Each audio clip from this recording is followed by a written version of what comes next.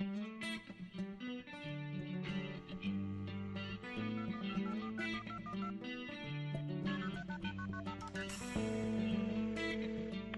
morning. At the dome, the time will be 1, 2, 3, 4. Exactly.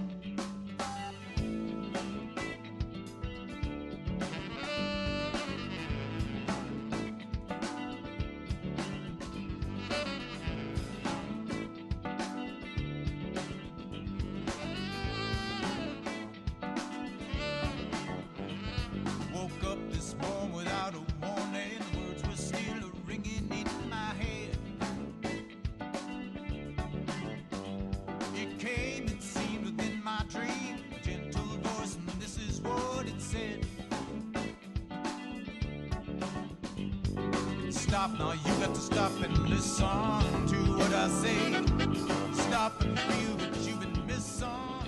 Welcome to the 100th Monkey Radio with Tom and Ramon. Wow, I'll tell you what, Ramon, it has been absolutely gorgeous here in Western Washington the last couple of weeks. Although we did have a couple of days here where we had some really striking thunderstorms. And I mean, the lightning was quite amazing. I had people all around me talking about, and all I saw was flashes, you know, the area flash, you know. I don't know if it was a cloud cover I had over me at that time during that storm that kept me from seeing the actual lightning itself. But I had people going, wow, did you see the lightning? It was striking from horizon to horizon. I mean, they were talking about the big web stuff, you know.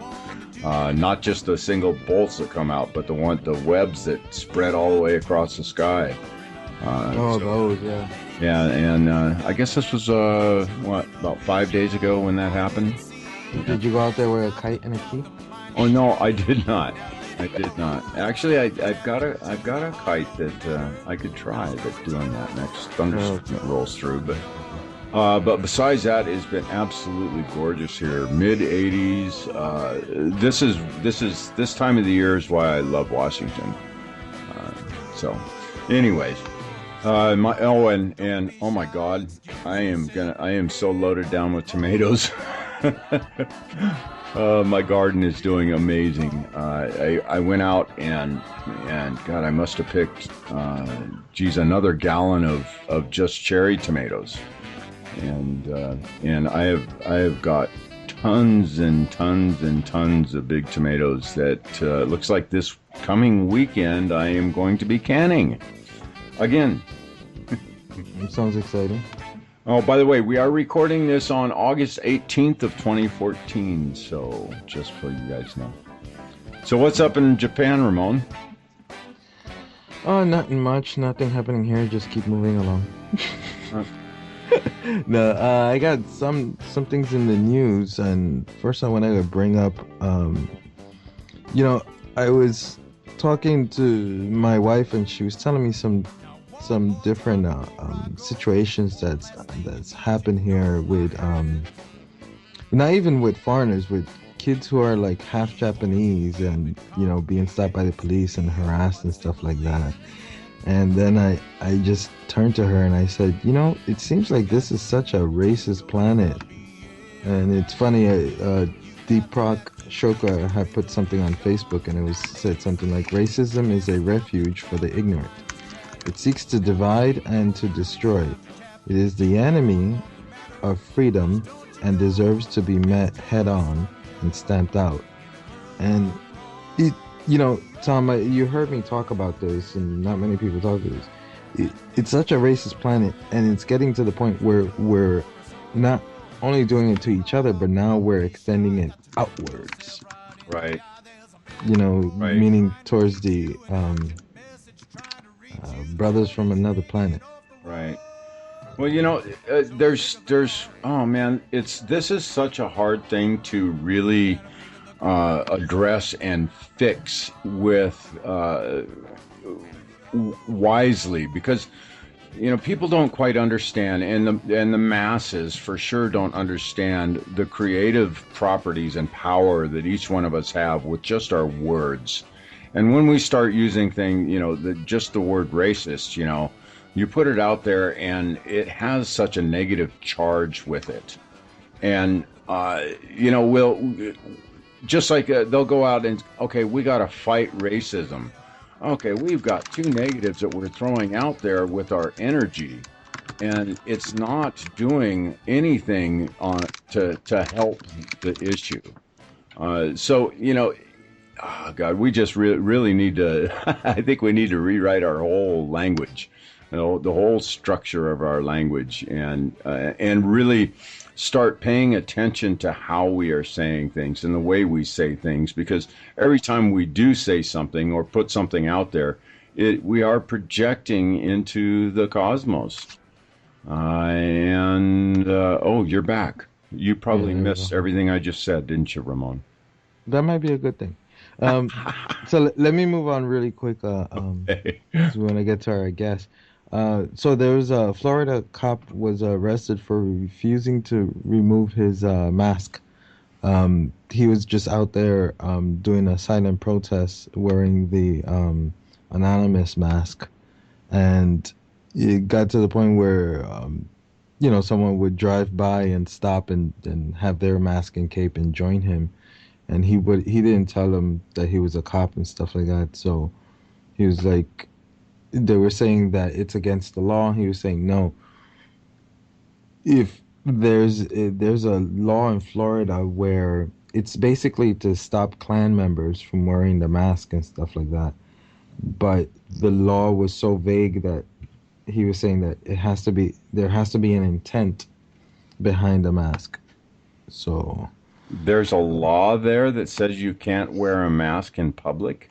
Yeah, because of the whole thing with the KKK when they would put on the hoods and stuff like that. Oh, more racist associated crap. Yeah, it's very vague. But anyway, that has nothing to do with him doing a silent protest and saying that the civil rights of the citizens, and he talks about the way cops are taught to almost like be more aggressive than before. Okay, so and the last thing I put up a documentary on the Facebook. If you guys always watch, I have some interesting things I put up sometimes. This one is the UFO in Australia, a true story, and it's basically about the high school. I think it was high school or junior high school in Westfield, where basically two ships landed and it got covered up pretty well, where over 100 people saw it, and it got to the point where if you talked about it, they don't call him principal, they call him something else, but he punished people and stuff like that. And how long ago did this one happen? That one was in 1966, but it's a really good documentary, and it even showcased this atmospheric scientist who was in the 60s, was a UFO, speaking how the cover-up was going on in the 60s and 50s. Wow. So that's it for the news thing.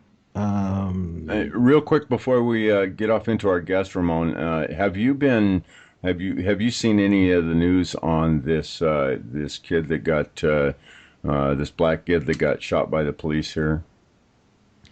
Mostly from Facebook. There's speaking of like somebody had posted, that just reminds me, they posted up how they're using that as a false flag and pushing the public to kind of like lose their mind. Right. Because it seems like the terrorist false flags aren't working, so the racists, not saying that the kid was not shot, that's not what I'm saying. What I'm saying is that they're agitating the public. Right. Yeah, they're capitalizing on a tragic event and trying to twist it to one of their own ends. Which, the way America is, it's pretty easy to get people riled up. uh, Yeah, you yeah. pull the racist card, and it works way too well. Right. Right. You know, Yeah. so sometimes that word gets thrown around when it really doesn't. It has nothing to do with racism. It has to do with your stupidity sometimes. Yeah. Well, Yeah, we'll definitely. Well, let's touch this subject a little bit with our guest tonight too. Uh, yeah. I think she's falling yeah. asleep. We've got Hillary Raimo back with us, and we had Hillary on back in 2011, and it's just been way too long. Hillary Raimo is a renowned expert on multidimensional healing and internationally known clairvoyant. Hillary specializes in communicating how the healing process frees consciousness from the 3D of physical reality, enables the energy body to transcend time and space. Her work mixes astrology, world events, ancient cultures, sacred sites, the paranormal, and esoteric systems into a unique tapestry of intuitive insight. Her writing focuses on combining intuition and self-empowerment to see through the current paradigms of health and well-being. Hillary focuses on researching and bringing awareness to multidimensional living. Her website is www.hillaryramo.com. That's HILLARYRAIMO.com. And Hillary, welcome back to the 100th Monkey. Hello, gentlemen. Thank you so much for having me. It's a pleasure to be here tonight. Oh wow, it's just been way too long, and you know it's you're one of those people that you know I do have a occasion to hear your other radio shows occasionally, and I just always love you. It's I don't know, you've got that energy about you that goes, oh yeah, there's one of those lights shining in the darkness. Oh, well, thank you so much. I accept your compliment. Oh wow, so what have you been up to? It's been so long. Oh, well, 2012 happened. Did Yeah, well, supposedly they say. And wow, it's really been that long. I can't believe it's been that long since I've been here with you guys. So much has happened, but where I'm at right now is fantastic. I'm really enjoying myself. I've created a movement called Love Breathe Earth. And it's a consciousness revolution, and I can't wait to tell you guys about it. I'm sure we'll get into it at some point during the show. We just launched global meditations worldwide, and we just did one on August 8th. We were in Louisiana, New Orleans, and we joined people from all over the world. Anywhere in the world, and we do a meditation, a very simple meditation, and I'll get into it later. And we started on May 18th of this year. The Dalai Lama blessed our first event, and we did another one in June. I went to Cairo and did it from inside the Great Pyramid with 2 other people, and our last one was in New Orleans, and our next one is at the 9/11 Memorial on October 8th. So I have lots to tell you, lots to share with you. I'm still doing my radio show. I took the summer off. I had major surgery this summer. I had a very large benign tumor removed from my neck. And I'm still kind of getting back into, healing the nerves and working all of the muscles in my face and my neck and getting back into, where I need to be. And that, of course, was a very large thing. And along with traveling and doing events and stuff, over the years, I'm still doing what I do. Yeah, yeah. So before we dig off into some other stuff, you heard us talking about the whole racist thing that's going on right now, and it's kind of really on center stage right now here in the U.S. with the crap that's going on in Missouri, right? I think it's Missouri, but Ferguson, Missouri. Yeah. So I don't know. What do you think about all that crap? Well, it's interesting that you bring this up because I turned on the nightly news tonight for some odd reason. I used to watch and track the headlines and pull the codes out of the headlines and do the digging, kind of like investigative journalism type work. And, brought up a lot of stuff. But what happens when you bring up a lot of stuff is people really don't want to look at it and deal with it. Just like with anything, whether it's themselves in their own healing process or in their families or in their relationships or communities, states, countries, etc. I did turn it on tonight and I was watching it and I was watching this story be told. And I just kept shaking my head and I just kept saying, they just capitalize on events like this so that the American population can just be so hypnotized into thinking and believing a certain way about life in general that we really just we're treated like we're a bunch of stupid cattle, to be honest with you. And it amazes me that a lot of people fall for it. There are a tremendous amount of awake people, thank God. And I know who you are. You're probably listening to the show. Thank you so much for that. But there are also a still large amount of population that just falls for it hook, line, and sinker and continues to live their life that way. And as we evolve and we see the science proving how our thoughts and feelings affect the world around us, we can no longer deny the fact that what we think has an effect in the world, what we feel has an effect in the world. When I turn on the news and I watch, airstrikes again in Iraq, I thought we had to vote on stuff like that. Last time I checked. Not in the last 10 years. Yeah, and I'm not in denial of that. I get it. I get how it all works, but it's still amusing to me that people just don't say anything. What is wrong with this country that we just sit around and get on our computers and get on Facebook and gripe, but we don't ever leave our house. We go about our life like everything is, just the routine, and we don't ever do anything different to change the situations that we have. This young man was shot unarmed, I believe 6 times. They said tonight he was 6 times, twice in the head. And what kind of force lives in a human being that causes them to make that kind of decision where they're going to shoot down a young man who doesn't have any weapons on him that many times, that violent? I really want to know that answer to that question. What lives inside the human species that chooses to overdo the hate and react from these hateful places? We have child soldiers being raised around the world. We are defecating these younger generations that are coming up, and they are not going to be able to love. And that's going to be a big problem. Right. Well, it's already a big problem. It is.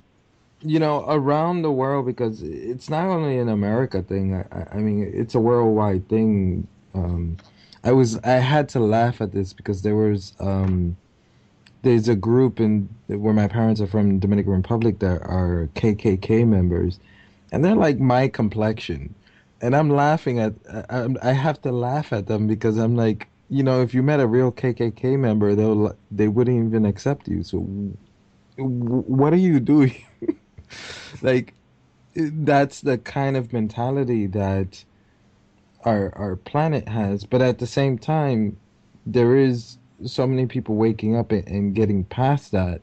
But even amongst that group, I see a new type of racism, which is more the out there racism. What do you... It's almost like we're expanding our ignorance, if that makes any sense. Well, I think what he's saying is those here on the planet who are quote unquote waking up, we start doing the inner work on ourselves, and we come to terms with our own personal prejudices against other humans. But now that prejudice has to go somewhere, and now it's the grays. Okay, well, grays. Ooh, they're the bad guys. I'm a gray hater. So. Well, it's funny because 99% of those gray haters have never seen or met a gray, ever. Right. That's the same with... and I feel like I just want to say this really, really quickly. When I was, I've been on the air with my own show for almost 10 years now. And I went through a period where I was interviewing people from the UFO industry, and it truly is an industry. And, whistleblowers, people that are well known, have written lots of books, have, a lot of following. It's really become almost like a circus. And Dun, none of them dun, like dun, each, dun, dun, dun. some of them don't like each other. It's cliquey. It's like high school. Oh, I went to an event if that person's there or this person. It's Right, ridiculous. right. And they have these followers that fight over the regurgitation of their material. Oh, well, so and so says this and so says that. And, this person must be right. And it's like people still have gotten into this eddy of energy where they stop thinking for themselves and stop seeking out that experiential experience that enables them to make up their own mind about what's real and what's not real. And I can promise you that the government has a tremendous amount of technology we do not know about, and a lot of it is passed off as UFO sightings. Thankfully, it's like the perfect cover for the government. And the grays and all these things. Really, it's a distraction from humanity evolving on this planet to become better humans, to become humane humans. Really, that's how I feel. I think we've just been so overwhelmed and overloaded with distraction and things that we can put our energy into that really just don't amount to much. And I think that's what you mean by increasing our ignorance, because it is kind of another form of ignorance. You might feel empowered by information, but what you do with that information really depends on your ability to transmute that into something more positive and more creative that actually utilizes the information and makes it real versus just theory, where people get stuck in these intellectual mind traps. Well, I think the science fiction community has really captured that in many different books and TV shows, where you get maybe this dissident group that it's Earth only kind of group, and that's just that's what I mean by like the expanding of the ignorance. So I feel that that's where we're heading if we're not going beyond that. It's like, Mhm. well, before I didn't like these kind of people, and now I don't like those kind of people. It's You so know? stupid. It's so Yeah. stupid. It's really just, it's mind-boggling. I have two kids, and they're both teenagers now, and they're growing up, and I've done the best I can, but they're still exposed to what they're exposed to socially, with their friends and in high school and all that stuff. And it's amazing to me how fast an opinion forms. And it doesn't take much for an opinion to form. And all it might take is, maybe two other people think the same way, or somebody tells you it's true, so you just believe it. And it's, people's reputations can be destroyed in a split second because someone else decides to do something, unethical or wrong. And people just really have lost the ability to think for themselves. In fact, I just heard a church sermon. I don't know, it was a clip of something or a quote, but they were saying that the ability to think for yourself is the work of the devil. Huh. Really? I love it. I just looked up at the sky and I go, why? I don't understand what's Well, happening. well, I think just the opposite of that is probably true. That and this is where I was actually planning on going next, anyways. Is there is an energy or a force or dare I say entities out there that are supporting the agenda that is happening here on this planet. And we mentioned what the heck is it about these guys that will allow them to pump 6 rounds into an unarmed teenager on the streets, with just such. I mean, that's ruthless. I mean, what is it that gives a human being the ability to do that to another human being? The only thing that makes any sense to me about that whole thing is that there is another force that is pulling some strings on this planet. I don't know, Tom, because I think that might be just shifting blame. But at the same time, you know, the cops are taught to fear certain types of people. You know, it's like it they you're taught that, and then you know, like these certain types of people, they carry these kind of guns, so you have to be careful. So you know, I'm not, please don't confuse this, people, as I'm siding with the cops, because I'm not. It's just that when things are born out of fear, that's what you get. And so these cops go out there, they don't really understand what's going on, and then they have this fear. And of course, the first thing they do is pull the gun before they even find out what's going on. And I've seen it happen so many times. Like, you know, I've had the gun pulled out on me in New York City, and it's just, there's a fear right away. They're scared of you. So that's where, you know, the trigger happy comes from. I don't think it's so much like, I hate you because you're like this and bam, bam, bam. I think it's more, I'm scared of you, so I have to defend myself. Well, they're So that's indoctrinated. why. I think it's an indoctrination. Yes, exactly. That's Yeah, the perfect it's a word. racist indoctrination. You're not born hating or born racist. It's something you're taught, whether it's within your own family or your school, your friends, whatever. It's taught. You are taught to fear. You are taught. Fear is an instinctual reaction to surviving. Fear has a purpose, just like anger has a purpose. But we have become such a psychological species that the fear that we have inside of ourselves is no longer the fear that's required to survive out in nature. It's fear that's been inbred. It's like an inbred disease. You know, it's really something that we have not addressed. We have tried to cover up with drugs and pharmaceuticals and distractions and all kinds of other addictions that help to sway the focus off onto something else. But, you know, Tom does have a point. What is this force? In fact, I have been watching this for a long time. In fact, since I came on the show in 2011, especially through 2012 and 13, I got really intimately close with this force. And I realized that there really is something that does exist. And it's a fine line between understanding what that is and seeing it for what it is and displacing blame.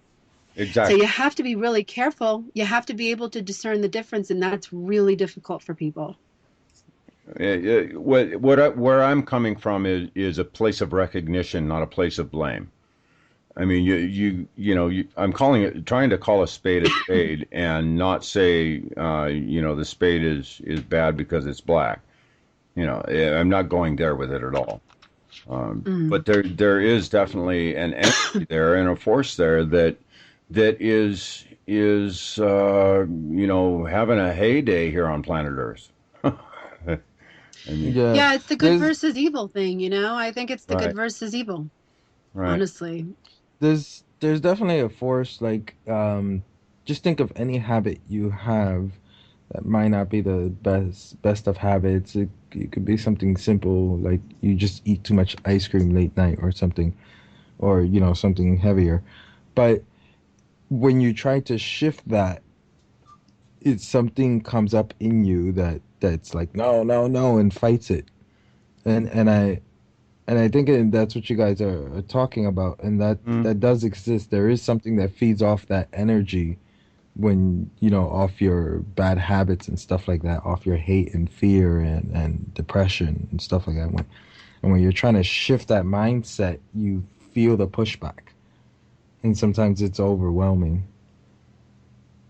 Oh yeah, definitely. You guys follow me, And or that's did I lose why you? that's Oh, yeah, I hear you. And I think that's why understanding how consciousness works is part of that decoding of the human uh, experience that makes us make these decisions. What is it that can get into our cracks and make us do something that we don't necessarily want to do? I mean, I have literally seen people be taken over by forces and do things that they normally would not do. Other people have described technology that does that. It's a whole slew of things out there that could be doing it. But ultimately, how do we defend ourselves from that? Well, we have to really know who we are.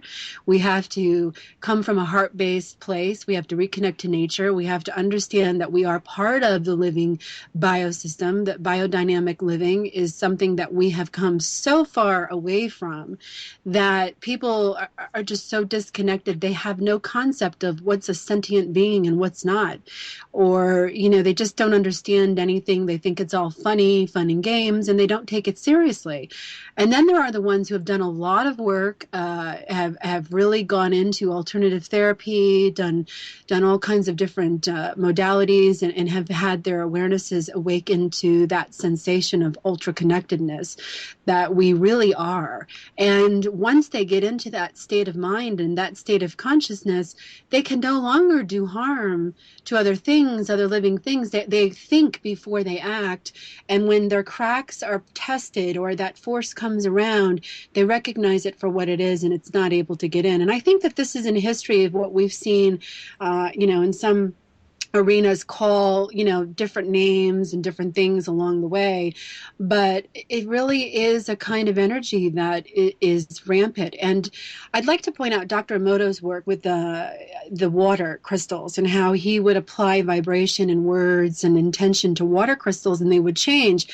I find it very interesting that I've been watching the weather headlines, and I've been watching the earthquake headlines and some of the natural world stuff. And recently there's been quite a few articles pop up about bacteria being found in the water system that is actually harmful to humans. And when you go swimming in it, you can get gastrointestinal illnesses, flu-like symptoms, and it can be pretty severe. We have a bacterial bloom.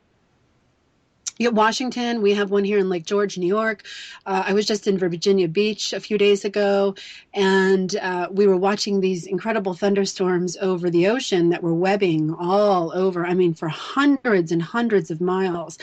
And there was a warning for the water, same thing. So what we're watching is a systematic natural world reaction to what's going on. If humans are that harmful, then the natural world is going to start, reciprocating that with, a defense system that's going to pop up. And these things are going to happen whether humans are aware of it, whether they believe in it, whether they understand it or not. And a perfect example of that is what's the name of that nuclear place over there in Europe? It's totally skipping my brain right now. But they had found bacteria growing inside the nuclear reactors that only ate radiation. Oh, Chernobyl? And this.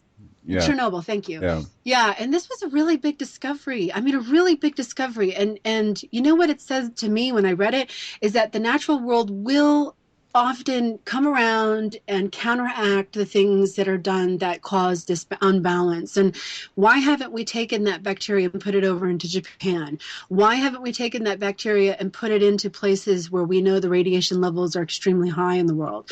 It's like the powers that be just don't do it because they don't want they don't want the healing, they don't want the health, they don't want a healthy population, they want people dependent on drugs and all this gloom and doom stuff.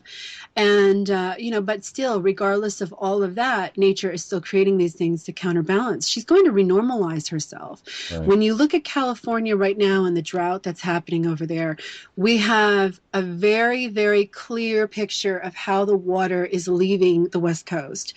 And the dry soil is then catching fire when the lightning comes, and, the natural systems. I'm not talking about the arsonists who go out to nature and light it on fire themselves. I'm talking about the lightning that comes, and the wildfires, rejuvenate the soil. And eventually what's going to happen is the West Coast is going to fall off. It's just inevitable. At some point in the planet's world life, it's going to change the coastline there because...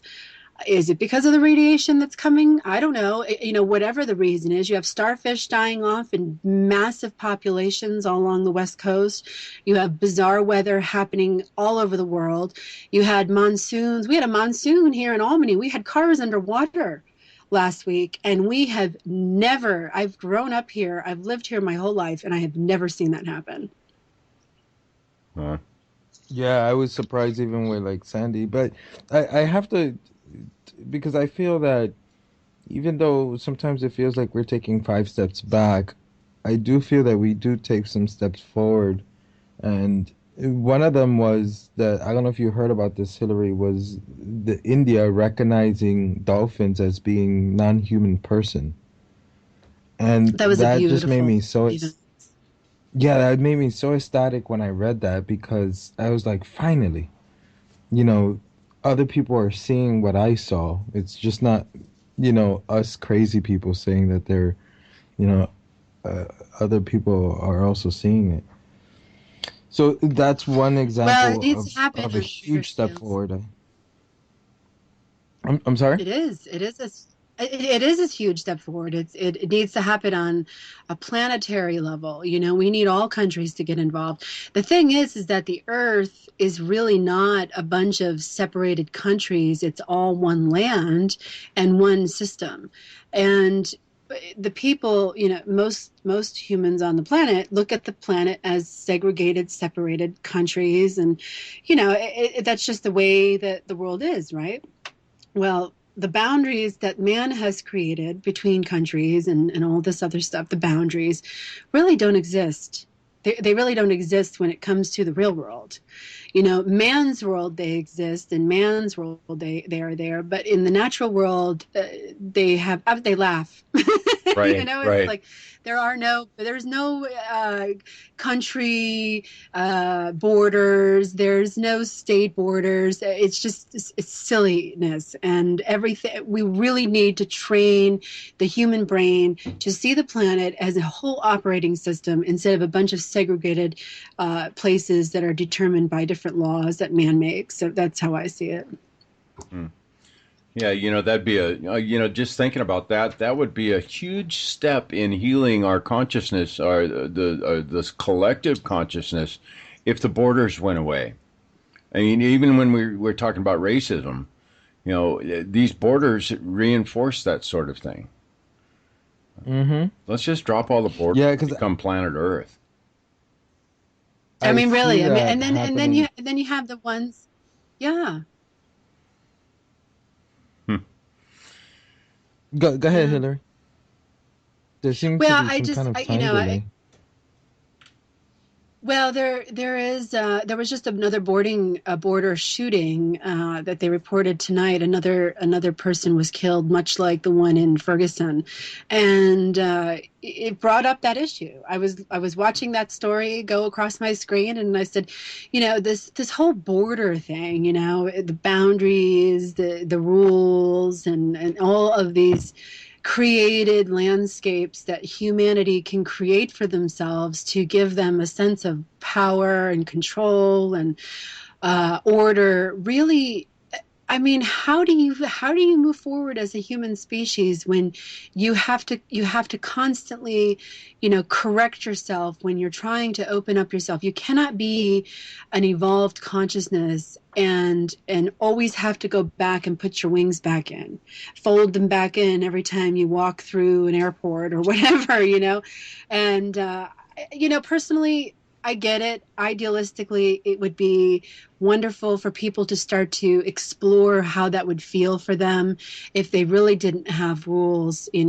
People say that that would cause so many type of chaotic disorders, but we already have chaotic disorders. We're filled with them, totally filled with them.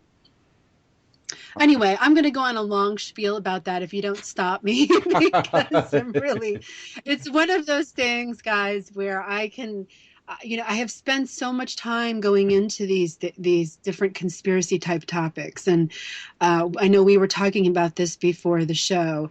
And it was something that I liked how you put that, because you can get so overloaded with information in your mind, your psyche can crack open and your consciousness can, and then you're just still stuck here wondering what to do with it. I started my radio show based on a lot of that research because I was so overwhelmed with the want to do something that I literally had to do something. So I started a radio show. And, it was to give information and to give people a chance to understand. And, 10 years ago, lots changed in 10 years. And so I started out by giving out information and talking about different modalities and getting people to rally up and open their minds about stuff, to conspiracy stuff, to UFO stuff, to back to healing stuff, interviews, a whole mixture of things in between. And finally, I just decided that I wasn't going to do that stuff anymore. I wasn't going to do really the conspiracy stuff anymore, because it was just leading to a new level of anger, a new level of confusion, a new level of inactivity. People were just getting mad and angry and unable to move that forward into action. I mean, why aren't we all on this planet standing up and having a worldwide revolution? Right. It blows my mind that we're not doing it, because there's really only a handful of people who control things, and there's a whole lot more of us. And the fact that the more of us is so subdued and so, especially in this country, I have to say, Yep. blah, that they just can't organize themselves into creating some kind of substantial stand up to the rules and the regulations that be. And so therefore we lose them. Right. We lose our rights, we lose our liberties, and the government can go change things and do whatever they want. They can go bomb whatever country they feel like bombing without our permission. And we just sit around and go, oh, wow, I'm going to go on Facebook and type something. And you go on Facebook and you type something. And then you get 10 likes, or maybe a couple people comment, or maybe you get 100 likes, who knows? And what happens then? Where does that go? Exactly. Nowhere. The apathy has been something that is just, it's frustrating. It is really frustrating. I mean, just think back 40 years ago, 50 years ago during Vietnam, and what was happening in this country because of Vietnam. And compare Vietnam to what's going on right now in, the Middle East. Oh my God, what's going on over there now is so much worse than what was going on in Vietnam. So, and it just blows me away that there is so little reaction from the populace. And then when I look at that, when I take a really deep look into that, I have to start asking questions, the why question. Why are we not saying something? Why are people so apathetic about what our leaders are doing on this planet? And then, of course, being in this field, doing the radio show and being on the fringe, I see all the things come across my desk, all the conspiracies about the mind controls and the chemtrails and the fluoridation of the water and all these different things. And when you dig into it, you start finding that a lot of this stuff and quite a few different of these things have one of the aspects or effects that this stuff has is apathy. I mean, fluoride. That's how fluoride started going into the human being during World War II, was to create a much more manageable prison force in Nazi Germany. Yeah, they've done their homework. They've done their homework, and they've done it well, and they've applied it to us. You will get a much more bigger response for Kim Kardashian's big butt than you will for airstrikes over in wherever that's killed like 300 kids.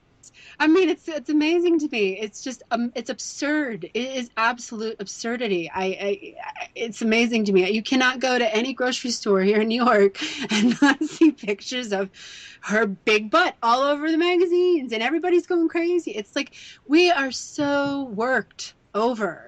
And it's amazing to me that more people aren't standing up. The media is controlled. You pay the newscasters on the nightly news like millions of dollars to sit there and read a prompter. They're not journalists. Exactly. They're nobody but, readers. They just read well and look good on camera, and, people like them, and that's it. And then they believe everything they say. And I'm making a film on medicinal cannabis. I've been putting together some footage and spending some time over the last few months talking to people and getting a fabulous group of people together to do a film on, really bringing it out to light and putting together the different healing benefits and properties and all of this fantastic stuff. And as I go through the material, I'm reading it and I'm like, we have been completely scammed in thinking that this plant is something that it's not. And the healing benefits and properties that this plant has will wipe out the pharmaceutical industry. And so when you have a zillion dollar industry in control and has everybody hooked on their drugs, I can't. You go stand in an office and listen to a bunch of women talk about how many drugs they're on. Oh, I'm on this drug and that drug and this drug and that drug. It's a phenomenon, and I just have to look at you have a big investment. Yeah. Well, it's really interesting to see the level of deceit that we've been exposed to. And as you start to unravel this, no matter what arena you're focused on, you start to unravel the deceit. You have to go through a kind of grieving process because you have experienced your whole life up until this point believing something that is untrue. Right. And you have made actions and decisions and you have lived your life accordingly and your perspectives have shaped who you are. And it's a kind of an avalanche of truth that kind of falls on you, and you have to dig your way out of that and really kind of redefine who you are. And it's a lot of work. And I think people are much more interested in not doing that. Exactly. And just doing the status quo than anything else. So why stand up on the soapbox and talk about this stuff and give them the information, show them your research, put it on social media, put it on blogs, write it in books, do it in radio shows, if people aren't going to act on it and really put it to use out in the world. Yeah. So I see people like Alex Jones and other people do these things, and it just creates anger. It creates confusion. It creates people turning around in circles. I mean, you have to give them some direction after that. Right. Well, and exactly, and that's exactly what Ramona and I started the show for in the first place. Much like you, we decided it was time. We needed to be proactive. I needed to do something that was proactive in straightening this shit out. And my only resource at that point was hey, let's start talking to people and let's see what we can do for sharing some of this information out there. And if we get one person, help one person, and we said this at the very beginning. It didn't matter how many shows we did, how much money we spent, nothing mattered if we just helped one person. And that's all it took. And we say that, and then now I'm going to go off onto another little angle here. We say that it all starts with one. It all starts with us. Each one of us is where the ultimate responsibility lies within our own lives. And that is true. That is very true. But when we look out at what we have as issues as a society, as a planet, the apathy over the way we're letting things be run here. This has to happen on a collective level, not just on a single level. And when I'm looking out there and seeing the pace that the alternative fields are growing, and that the aware people and the wake people, the amount that are coming on board, I see too little, too late. I don't know. I am not trying to be, negative about what I'm seeing for the population and what I'm seeing about this field growing and the consciousness growing on the planet. I'm just saying when I look at it from a very objective perspective, we're really not gaining much ground. We haven't gained much ground when it comes to the big picture. Yeah. However, just like the name of your radio show, it really does take one. So once, because if you understand how consciousness work, and the reason I brought up Dr. Emoto's work earlier was because if you take a look at the state of our water, and you can see a clear reflection of the state of mind of humans, I believe that the thought processes and the thought energies that we give off, thinking that nobody can understand our innermost thoughts and that our innermost thoughts are private and ours and they don't matter. And, I can think what I want about you and say one thing and think another, and that won't matter. But when in fact it does matter, because we can not only feel that energy when somebody's talking to us, when they're thinking, oh, I really can't stand you, but they're saying these niceties that come out of their mouth, like, schmooze. And then, you feel like you've been slimed because there's a conflict of interest in the energy that's coming from the person. Right. And a human being, whether they can put that into words and articulate it or not, their energy bodies are still registering that. We have done enough science on the world now where we can really say that these things are true. And one of the reasons why I started Love Breathe Earth was because I had gone to study a manuscript at Yale last fall called the Voynich manuscript, and it's a compilation of herbs and plants and different things. It's written in an unknown language. It's a fascinating thing. I had to go see it for myself, and I did, and I've been studying it ever since. And one of the things that I decided to do was a more of an experiential hypothesis. Instead of writing a 400-page book and giving it out to the world, another book to read, another thing to go through, another thing to promote, another thing to sell. I wanted to get people to actually do something. So when I created Love Breathe Earth, it was built off the base of the scientific foundings of PTSD. When we have these traumatic experiences happen to us and people get stuck in these traumas, and the biochemistry that moves through the body creates a whole whirlwind of different effects that have been proven across the board. So when our memories are invoked, or our traumatic memories are invoked, or our pain is invoked, the body reacts, our environment reacts, plants react. And it's been proven that plants react to human emotion and human thought, and in that environment they react to it. So if we're giving off biochemical senses, the plants receive those biochemical senses and they in turn react accordingly.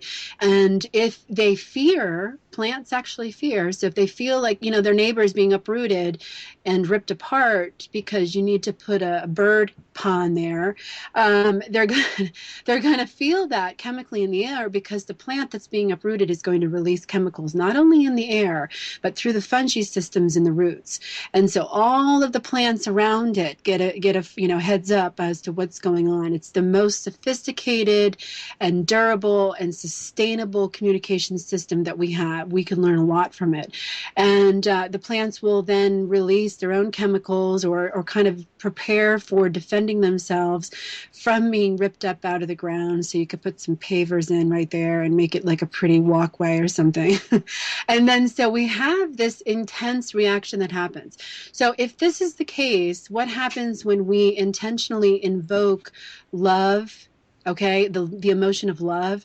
And the way that I ask people to do this is to think about a memory that invokes the most beautiful feeling of love that they have, whether it's with another person, with their work, with a pet, with a child, with God, with an experience, whatever. It doesn't matter. Whatever makes you feel the feeling of love. And I ask that you sit there and you feel those memories, you pull those memories up to your conscious mind, and you spend some time thinking about them, and you allow your body some time to react to that biochemically, and then you exhale that out to the environment around you. You actually create a more refined type of CO2 that comes out of your body that the plant realms respond to. And I have all of the research, and I've proven this, and I've put this together. And so when people take a moment to, and this is cross-cultural, so you get rid of protocol, you get rid of religious differences, you get rid of, a whole slew of things that keep people stuck.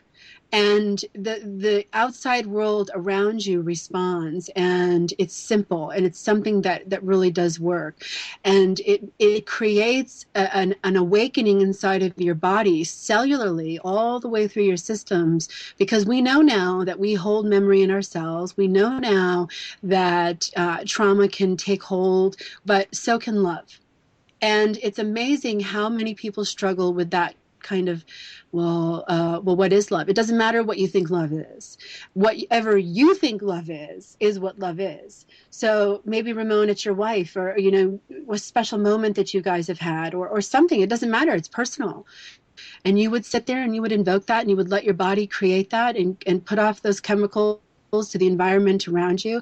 And if the whole world did that, it would trigger a massive response through the plant realm, which then is connected to, above and below. It controls everything. So the plants are always giving off chemical releases based on their perception of what's around them. It's fascinating. And I'm really excited because we've had people join in, we've had kids join in, we've had people from all over the world write in with their experiences of this, and how they have changed their perception of what it means to love, and also to interact with their natural environment. And it's reciprocal. And what's happening is they're proving it. People are proving it by doing it. They're proving it by experiencing it, not by reading my book or my theory, but by experiential hypothesis. This is what I believe the Voynich manuscript has shown us through its undecodable language, is that the undecodable language really is the language of the plants. It's the language of moving into the natural world, the natural realm. And when you start to really activate these type of things, you can see a lot of really powerful magic starts to happen. And this is where pagans came in, and you had other types of religions that kind of were of the natural world that the church came in so drastically and tried to stomp out. And the reason we chose Louisiana to go do our global meditation on August 8th, we went down to the swamps, and the swamps have the largest fungi population of most ecosystems. And the three of us sat there and we did our love meditations, and we breathed it out to the swamp, and we visualized with the intention of that message, of that feeling, of that power to go into the fungi, to communicate to all the plants in the swamp that this is what was going on. And wouldn't you know it, a giant boar comes crashing through the trees and comes charging at our boat, and stops and looks at us and jumps up on the boat and wants a marshmallow, because the captains feed the animals marshmallows. And we were all really shocked, but it was also, in my world, a confirmation that the natural world is interacting with us. If you've studied shamanically or, spiritually, you know that the animals are just as anxious for us to really get with it as the rest of the world is. Because, I don't know about you guys, but I can't turn on any kind of animal abuse video and watch the horrific things that that countries are doing to animals, to our food. And we consume this, and it's a very interconnected system that we all are affected by. The four-leggeds, the two-leggeds, the plant and mineral kingdoms, the earth. I mean, everything. You just cannot be aware of that and think for a minute that your actions don't have a reaction someplace else. It's the butterfly effect. Exactly. Yeah. Exactly. There's one thing, again, I have to point out, like, for example, what you're doing, and when was it, like a week ago or 2 weeks ago, Deepak Chopra had this 100,000 people meditation, and yeah, he did it on the 8th also. Yeah, and Dr. Emoto is always, when he goes on tour, he's always doing those kind of things, especially around water. Like, that's a big thing for him.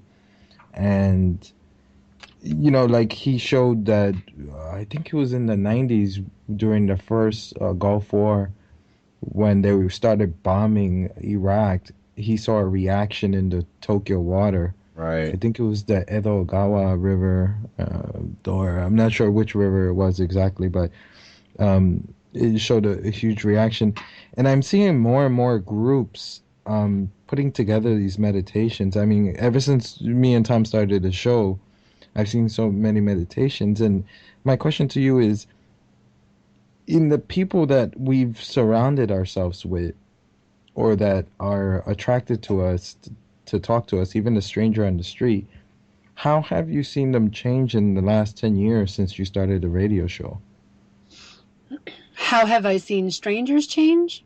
Not only strangers, but just people in general, because I feel like compared to 10 years ago, I remember 20 years ago, somebody mentioned these kind of ideas to me, and I just gave them a sideway look, not knowing that 20 years later, I would be doing a show about this.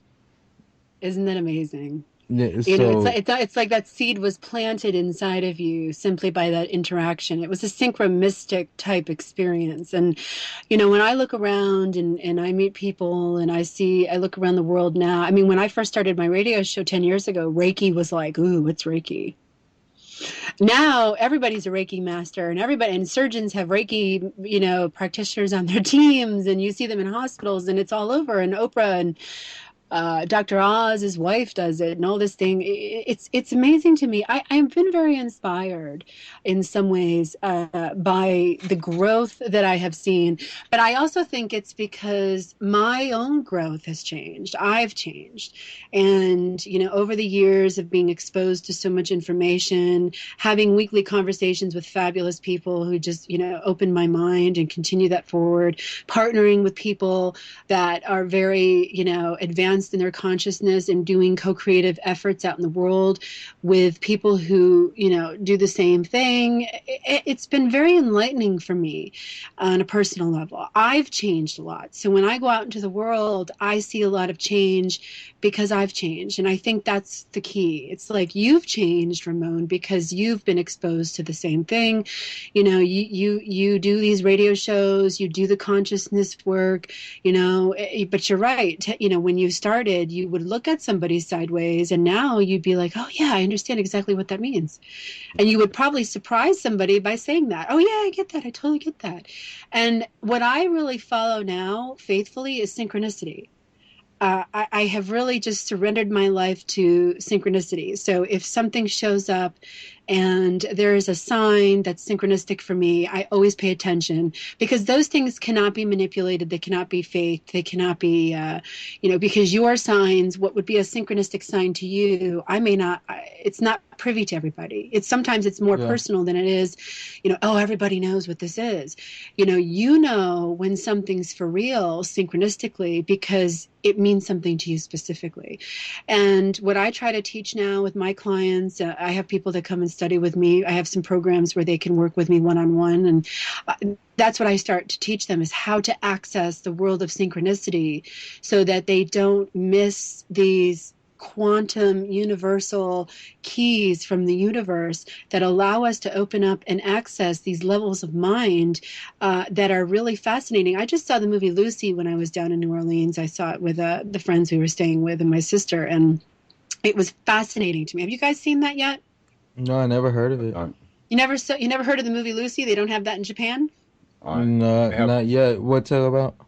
It's about a woman who is kidnapped, and smugglers put in these kind of like bags of drugs in their stomach, and they're trying to get them to smuggle them to someplace else. Well, her bag opens, and it's a kind of chemical that comes from the embryonic type chemical system of development, and she's overdosed with it. And so what it does in her body is it makes her go from 10% operating of brain function to 20, to 30, to 40, to 100. It goes all the way up to 100%.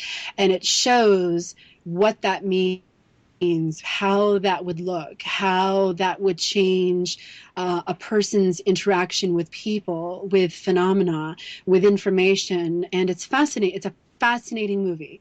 I highly suggest you go see it as soon as you can. But what Lucy gives us is an opportunity to take a look at how we would evolve in the way that we are meant to evolve. How do we know what percent we're operating at. When you are connected into a synchronistic, magical flow of life, and you start to see the dots connect right in front of you, are you operating at 10%, or maybe you've moved up to 12%? Right. How do you know? You know, I mean, how do we really know when we're in a state of euphoric type connection with another person or nature that we haven't begun to access higher levels of the brain? I believe that we do. I believe that the keys to the kingdom, you know, all of these philosophical and religious type wanderings and musings that so many spend so much time doing, really are about the human mind, the human brain, and opening up these places. I believe that we have portals inside of our brain. I believe that we can transcend time and space by accessing those different parts of the brain, because it releases different chemical processes that changes our interaction and perception of what's around us. And it does it naturally, without technology, without drugs, without any kind of, outside source. Some things can help enhance that. There's herbal medicine, there's power plants that shamanic and indigenous cultures have been using forever. That can help to open up and access those levels of mind. DMT is one of them. There's a lot of different substances. Cannabis is certainly one of them. Peyote, ayahuasca. People who have had those experiences have often come back changed people, because they have seen an awareness or a perspective that they can no longer ignore. And I feel like the whole population needs to do that. Right, exactly. They just are so stuck. Instead of putting fluoride in the water, how about we dump a bunch of DMT in there? I would love to see what would happen. I think that would be, we should make that a reality show. It might actually be Kim's. You know what's hilarious that you mentioned that is that I saw an article about a professional fighter that he fought for the UFC, and he had done ayahuasca like 4 or 5 times, and he said he couldn't. He fought his last fight a couple weeks ago, and he said he couldn't fight anymore because he just, after his experience, you know, he was like, look at the way fighters are and the way they talk and stuff like that. And after my experience, I can't be like that anymore. So he retired. See, Yeah. It's just what I said earlier. Once you are aware of the connectivity of life, you cannot harm or hate on other sentient beings. It goes against everything that you know to be true. But it takes experience. It's something experiential that gets you there. Mm-hmm. You have to know it for yourself. Yeah, that reminds me of something I saw on Facebook, which was it said what was it? Religion is the experience of others. Spirituality is your own experience, or something. I like just read that tonight. I saw the same thing. Coinky dinky. Might not have been the same person. See, that would be a Yeah. synchronistic moment, Ramon. Okay, well, this is as good a place as any to wrap up this first segment. Yeah. No. Yeah. I'm going to wrap this up with a poem I wrote. Back in 1990, which is kind of appropriate to the topics that we've been talking about tonight.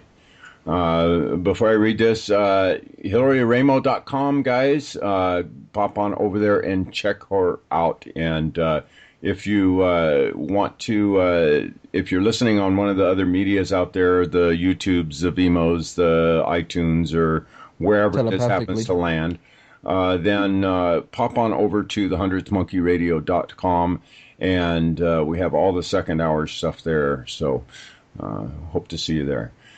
All right, I titled this The Real Wizard.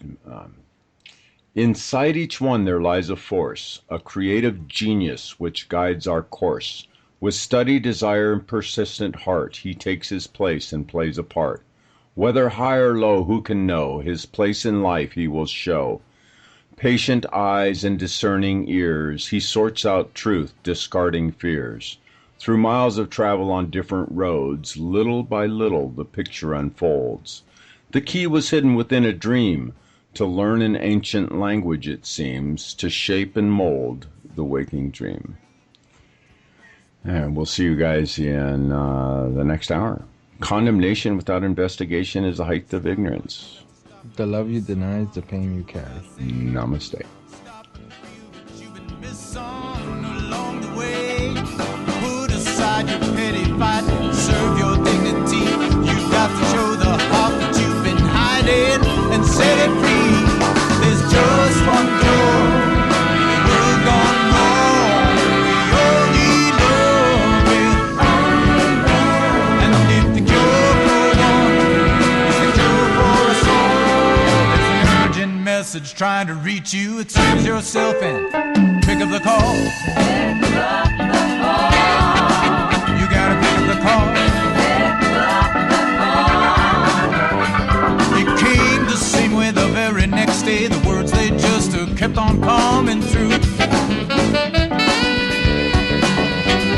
Hard to conceive if you believe me. This is what you really want to do. You got to tune into your inner being. Now let it be. You got to activate your inner vision. Now let it see. Cast out the doubt, the mindless chatter. Now let it go. It's time to tap into the heart of the matter. 'Cause don't you know there's just one cure in a world gone wrong. We all need love, yeah. And if the cure for one is the cure for all, step right up and don't be shy. Excuse yourself and pick up the call. You gotta pick up the call.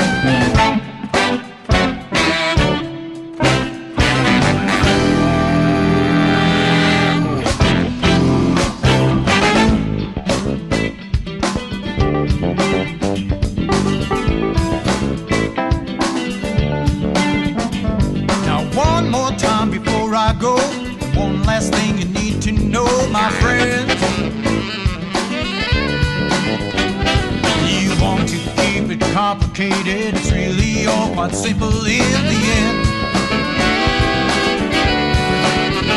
You got to tune into your inner being. Now let it be. You got to activate your inner vision. Now let it see. Cast out the doubt, the mindless chatter. Now let it go. It's time to tap into the heart of the matter. 'Cause don't you know there's just one cure in a world gone wrong.